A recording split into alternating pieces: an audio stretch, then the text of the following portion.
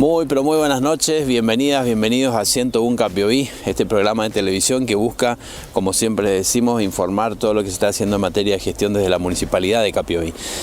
Usted siempre se puede recordar que las moscas muchas veces son motivo de molestia, ¿no?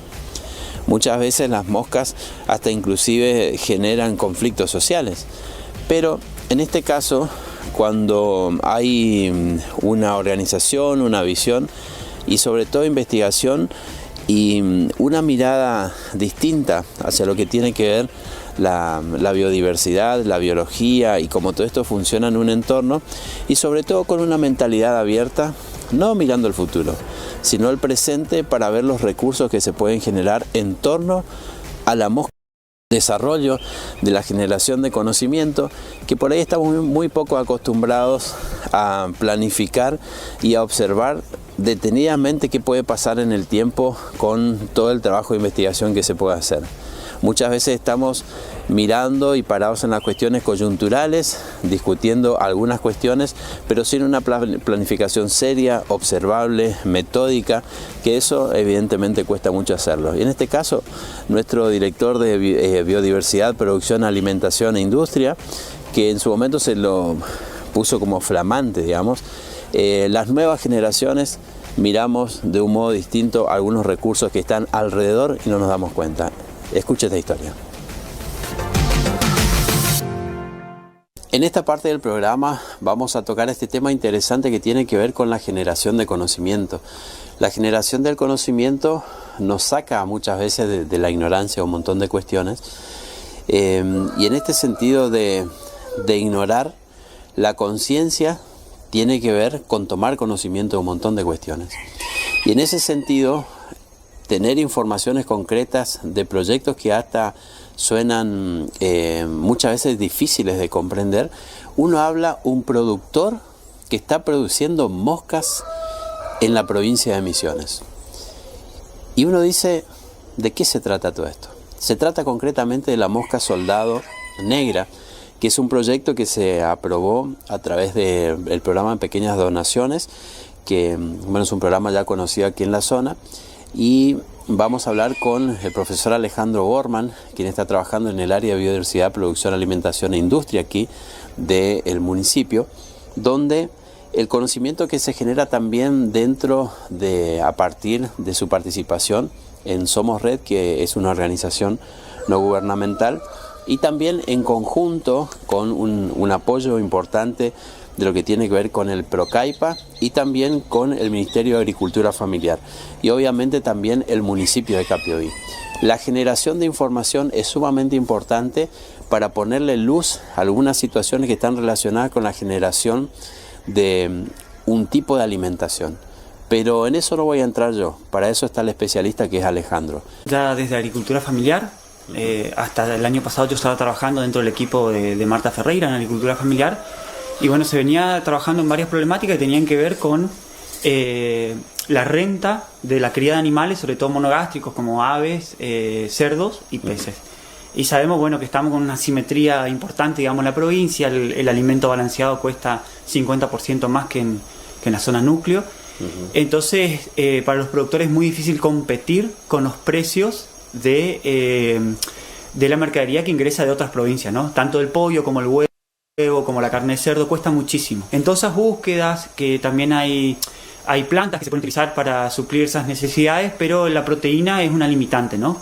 Y bueno, todas esas búsquedas nos encontramos con un insecto que se está utilizando en muchas partes del mundo. Hay desarrollos en Indonesia con apoyo de Suiza, en Asia, en Alemania. O sea, hay un montón de países que ya están llevando adelante estos procesos, que es resolver los problemas de residuos, ¿sí? sobre todo de material orgánico, y degradarlo con un insecto, con la larva de un insecto que es la mosca soldado negro, que no es como las moscas que nosotros conocemos, ¿no? Las moscas comunes. Estamos hablando de un insecto nativo acá de la provincia. El insecto es de América, del trópico y subtrópico. Nosotros todavía estamos en área subtropical. La encontramos normalmente volando acá en nuestra zona, sobre todo por ahí en donde hay excremento o donde hay material orgánico en descomposición. Ella está presente. Y lo que tiene interesante es que no tiene Lo segundo interesante que tiene esta mosca es que en estado larval, cuando ella pone su huevo, Sí. la larva tiene una capacidad de degradación de materia orgánica que ningún otro insecto lo tiene, ¿no? Y lo puede degradar la materia orgánica en la fase termófila, que es cuando recién arranca el proceso de descomposición de la materia orgánica, donde muy pocos insectos sobreviven a las temperaturas que se generan, ¿no? Estamos hablando a veces de temperatura de 60, 70 grados, Sí. y la larva de esta mosca sigue degradando a mucha velocidad en esas temperaturas. Bueno, Alejandro, si me permitís, disculpa este corte, porque el contenido... Acá nosotros, ¿qué tenemos acá? Bueno, la mosca pone unos huevos que eclosionan al segundo o tercer día. Necesitan tener controlada la temperatura y la humedad, así que nosotros construimos una pequeña incubadora donde, bueno, le damos las condiciones óptimas para que esos huevos que pone la mosca eclosionen y al quinto día se llevan para que empiecen a degradar materia orgánica. Digamos. Allá nosotros vemos una especie de tul ahí, no sé, ¿qué es eso? Bueno, ahí donde las moscas se aparean, hacen la postura de huevo. Se pone un material atrayente que tenga un olor que les llame la atención. Un chucrut, por ejemplo, sería un excelente atrayente para esas moscas. Por los lactobacilos, o sea, hay un proceso de hongos ahí, digamos, que generan olores que la atraen, ¿no? Y bueno, ahí se reproducen, hacen la postura de huevos. Y justamente esa es una de las fases más importantes porque lo que buscamos es que haya la mayor cantidad de postura de huevos posibles, ¿no? Y bueno, y después traemos esos huevos, pasan a esa incubadora que vimos recién. Sí. Y ya cuando están al quinto día se hacen ciertos conteos acá. Bueno, hay que mejorar un poco la visión, por eso el tema de las lupas. Y de ahí se alimenta el material orgánico. Cierta parte de estas larvas van a utilizarse, un porcentaje mínimo, se van a utilizar para que siga la reproducción, para que ese ciclo siga todo el tiempo, y aproximadamente un 90% de las larvas eclosionadas, digamos, ¿no? Se van a utilizar para engorde, y esas larvas después van a pasar a ser el alimento de los animales, ¿sí? Se le puede dar a los animales vivas, o se le puede dar disecado, o bueno, ahí ya hay ciertos procesos que se pueden hacer. Claro, la típica para interpretar es como la gallina cuando come gusano, ¿no? Exactamente. Naturalmente el cerdo, cuando está en el monte, está osando y está comiendo este tipo de larvas. Las gallinas también, le encantan los gusanitos que hay, ¿no? Por eso están escarbando todo el tiempo. Y los peces, obviamente, el que hizo pesca con mosca, la técnica de mosca, sabe que hay que identificar justamente los insectos que hay en esa época del año. Como es parte ya de su alimentación natural, se favorece lo que se llama bienestar animal. Y la larva, aparte que tiene un aporte proteico, ¿no? Tiene un porcentaje alto de grasas y son de muy buena calidad. Hay un ácido láurico que se está estudiando muchísimo. Tiene mucha cantidad de ácido láurico el aceite de la larva y favorece muchísimo el sistema inmune natural del animal. Despierta y favorece que se desarrolle el sistema inmune del animal. Esto evita el uso de antibióticos. Genera un sistema digestivo mucho más fuerte para una conversión de alimento a carne mayor, digamos. La verdad que se está estudiando, hay muchos estudios muy recientes, digamos, sobre la utilización de harina o larva de mosca soldado en alimentación animal y cada vez es más asombroso todo lo que se logra con este tipo de alimento. Alejandro, el consumo de este tipo de alimentos, obviamente siempre uno por ahí magnifica cuestiones que son nuevas, pero hay que entender que esto siempre forma parte de la alimentación y de una combinación para cualquier animal. Por ejemplo, esto ayuda a mejorar el sistema inmune, por ejemplo, en el caso de los cerdos. Por ahí he escuchado también ya de charlas que tuvimos anteriormente de tu fuente, digamos, que mejoraba la sanidad animal en el caso de los cerdos, por ejemplo. Sí, tal cual. Volviendo al ácido láurico y también a la calidad de la proteína, que es muy equilibrada en los aminoácidos que componen esa proteína. Hay estudios hechos con cerdos, digamos, donde se ve que no hay infecciones, digamos, en los cerdos que consumen. Se le incluye un poco de harina de larva de mosca soldado, digamos, en su dieta, y después se ve que no hay infecciones, digamos, cuando se hace el análisis de sangre del cerdo. Y interesante también porque a nivel de vellosidades intestinales, los cerdos que se le incluyó un poquito de harina de larva en su dieta tenían el doble de vellosidades desarrolladas, lo que le da más capacidad de degradación de alimentos, ¿sí? y son dos factores, digamos, que van a hacer que el animal esté en mucho mejores condiciones, ¿sí? Bien, cuando se habla de producción y reproducción, la alimentación es importante. Que en aquella sala está la fase de alimentación de las moscas, ¿o qué nos puedes contar? Sí, en la zona de engorde es del otro lado, sí. Uh-huh. Lo que nosotros vamos a utilizar, digamos, lo que nos interesa, digamos, del producto final, es la larva engordada, digamos, al día número 17. Eso es lo que después vamos a darle directamente a los animales, o vamos a pasar por un proceso de disecado, identificado algún recurso que sea un desecho, un residuo, para alimentar las larvas, ¿no? Si no, yo no puedo montar un sistema de cría de larva, ¿no? Sí. Ya sean residuos del orgánico del municipio, ya sean residuos rurales, como por ejemplo podría ser el bagazo de la mandioca cuando se hace almidón, ¿no? Sí. El famoso afrecho, ¿no? O algunos, hasta inclusive hay lugares donde se cría con estiércoles, el estiércol vacuno o algún otro tipo de estiércoles. O sea, yo tengo que tener identificada una fuente de residuos para alimentar las larvas, si no, no tiene sentido que haga todo un criadero de larvas, ¿no? ¿Cómo se financió este espacio?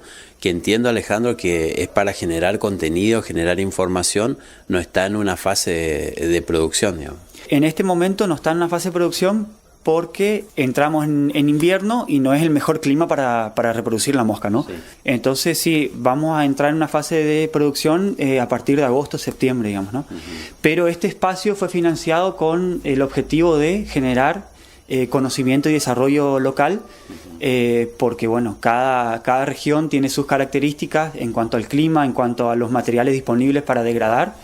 Entonces va a ser un centro de desarrollo e investigación de mosca soldado negra en la provincia de Misiones. ¿Con qué otras partes del mundo te tuviste que comunicar como para que sean fuente de información y los lazos que se establecieron? Principalmente con Colombia, que es la más avanzada, digamos, a nivel latinoamericano, con la cría de larva de mosca soldado.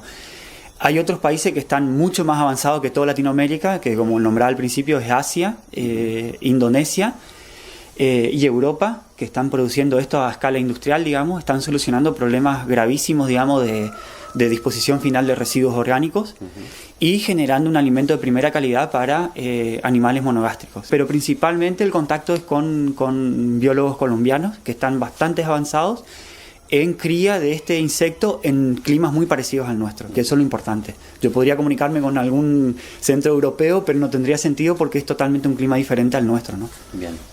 Alejandro, a su vez toda producción va generando otro tipo de recursos y hasta inclusive nos encontramos con elementos de la química de la naturaleza que sirven para generar productos que uno ni se imagina. ¿En este caso existe esa posibilidad?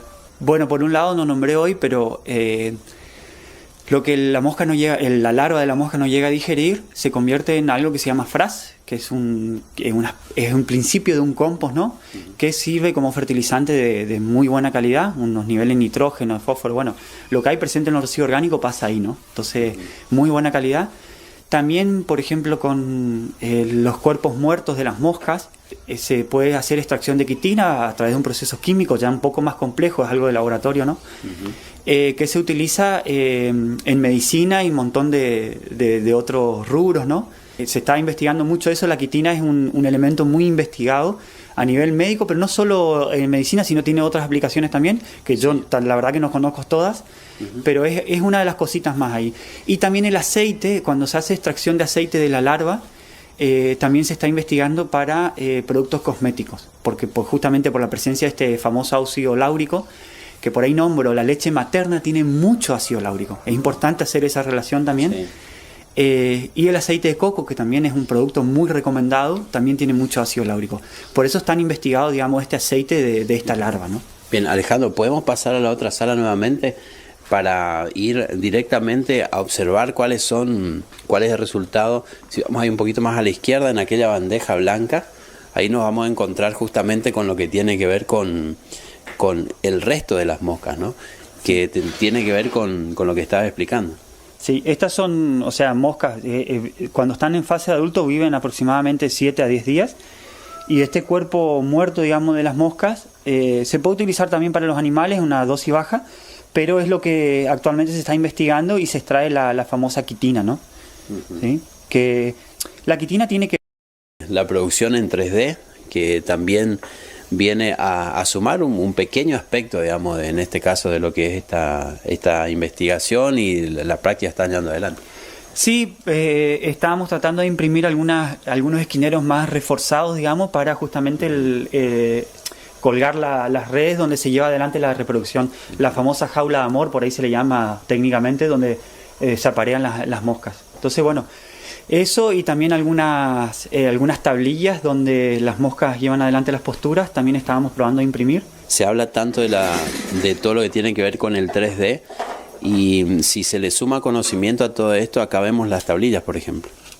Sí, son tablillas, por ejemplo, que cuando se apilan generan una distancia aproximada de 1 milímetro entre una y otra, y ahí es donde la mosca mayormente lleva adelante la postura. ¿Sí? Esto después se llenaría, toda esta zona se llenaría como de huevos de mosca, ¿no? Bueno, así simplemente después de un proceso de complejidad, ¿no? Para lograr entender y de alguna manera darle forma a todo este contenido, a toda esta información, digamos, me imagino que llevó bastante tiempo. Sí, sí, sí. Por ahí una cosa que no nombramos, Francisco, a nivel mundial, digamos, las fuentes de proteína son la soja y es la harina de pescado. Son dos recursos que están complicando todo el desarrollo a nivel mundial, ¿no? Sí. El avance de la soja, sabemos los problemas que está trayendo, digamos, y sobre todo la forma en que se cosecha la soja. Desmonte, agrotóxicos, todo. Exactamente. Y el recurso pescados, digamos, también, ¿no? También está generando graves inconvenientes y es un recurso que se está agotando, ¿no? Todo el tema de la pescadería, sabemos todos los problemas que hay en los mares argentinos con ingreso de... Bueno, por eso entra ahora la larva de mosca soldado como una de las soluciones reales y concretas. Se puede producir en espacios muy reducidos, no hace falta desmontar ni impactar. Y esto que decía hoy, ese doble impacto que tiene, ¿no? Por un lado nos ayuda a procesar residuos con la pesca, ¿no? Bien, bueno, y para redondear esta nota, Alejandro, también aprovechar el tema de la generación de los residuos, la generación de la materia orgánica para el suelo. ¿Es una necesidad en cuanto a tener suelos productivos para la alimentación mundial? Sí, es uno de los problemas más graves que estamos teniendo, la pérdida de materia orgánica en los suelos agrícolas. Eso había un estudio del INTA ya, no me acuerdo el año ahora, Francisco, pero en 10 años se habían perdido en algunos lugares más del 50% de la materia orgánica. Cuando hay pérdida de materia orgánica hay disminución de los cultivos, o sea, eso impacta en el rendimiento de los cultivos directamente, y si seguimos en esa escala, digamos, todos los suelos agrícolas disminuyen, por lo tanto disminuye el alimento que se produce. Muchísimas gracias, Ale. A ustedes.